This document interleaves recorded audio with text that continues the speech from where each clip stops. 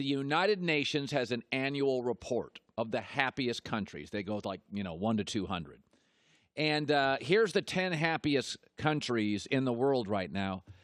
Finland, Norway, Denmark, Iceland, Switzerland, Canada's in there, Sweden.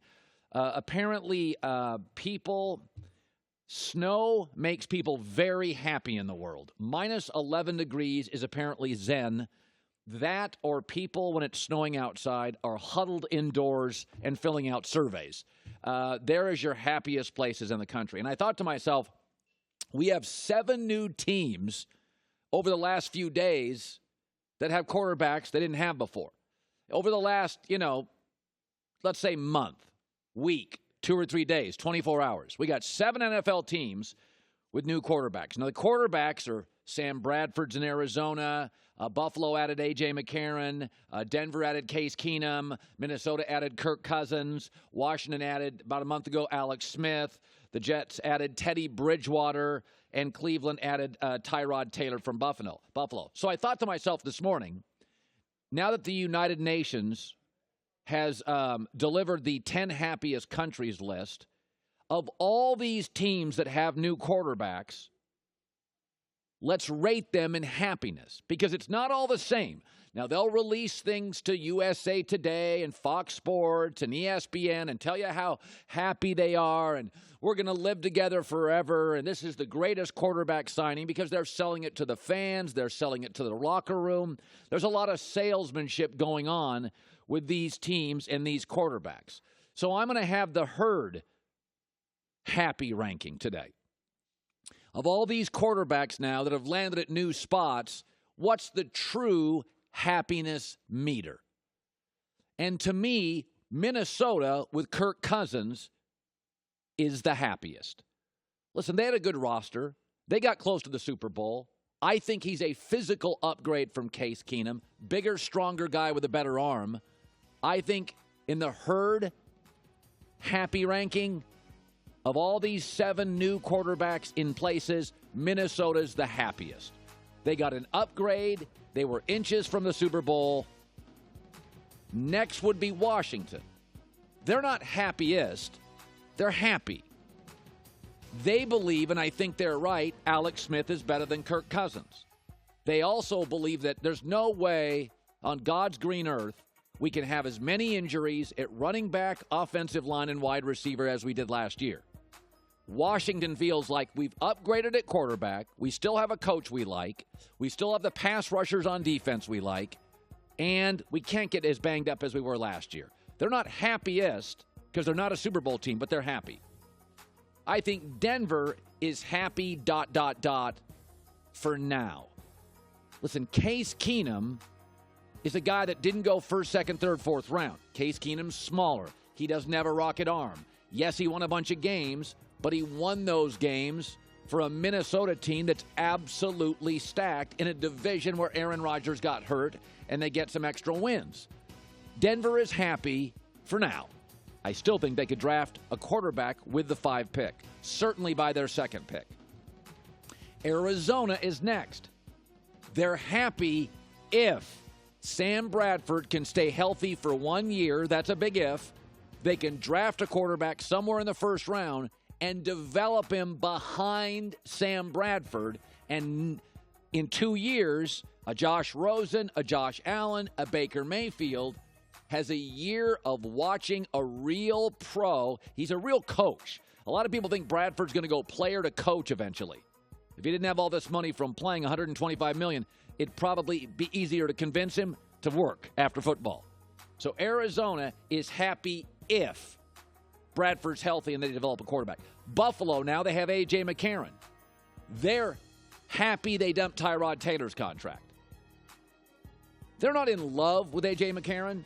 They see him as a year starter until they draft a quarterback or the best backup potentially in the NFL.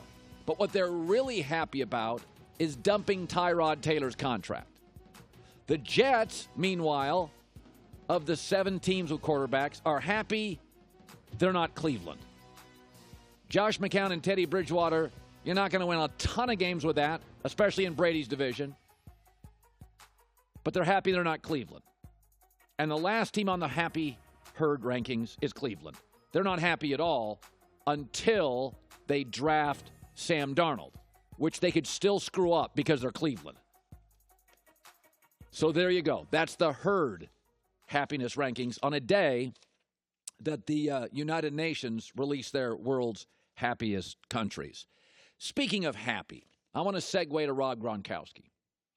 So Danny Amendola was a nice player for the Patriots, but he's going to get more money and go play for the Dolphins. That happened yesterday. Or the day before. So Danny's a nice slot receiver. He's the definition of a football player, tougher than a $5 steak. But New England's like, listen, we have a system. We like you, but we're not going to pay you what you want. And Miami's going to pay you more. So he's going to get more sunshine, maybe more attention, and a lot less wins.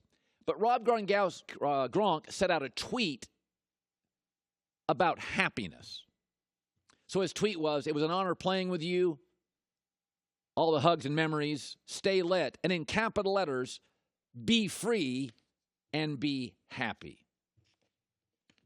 Let's talk about New England and happiness. Is New England the happiest place in the NFL? I don't think so. It's the most successful, and you will play with the best head coach and quarterback ever. But a lot of jobs that pay you a lot of money, and you have a short shelf life, you have to make that decision. How much is happiness? I can't make this money anywhere else, maybe. My career's not going to last forever. Remember, Iceland is number 4 on the happiest country list. It's the only place in the world you go on vacation, you come back and people go, wow, you're even more pale. You have to make a decision when you go to Iceland. It's happy, but if you're aspirational, if you're driven, if you're competitive, if you want to be number 1 in the world in something, you're not going to achieve that in Iceland. Okay? I've always had a theory. Don't try to get happier than happy. If you're happy in life, that's a great place to be. I'm happy. That's a great place to be. You try to get happiest, you're going to make decisions that are called reaches. It's hard to be happy. Traffic to work, you got that mortgage, kids are wonderful, but there's a lot of time spent with kids. You have arguments if you're married. You have arguments with friends if you're not married. Social media can create anxiety. If you're happy, that's a great place to be. But New England also believes they are willing to sacrifice a little of the happy because New England feels that, well, we give you a service you don't get elsewhere. You will be in the AFC Championship game. America feels, and Iceland can't deliver this. Oh, you want to be the number 1 surgeon, stockbroker, landscaper, tech savant.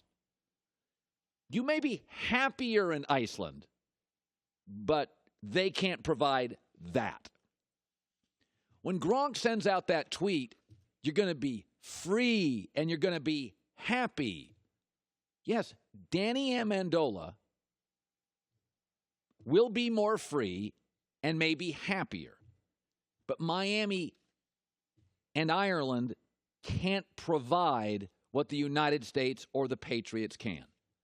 Now, competition isn't it for everybody? A lot of people don't wake up in the morning wanting to be number 1.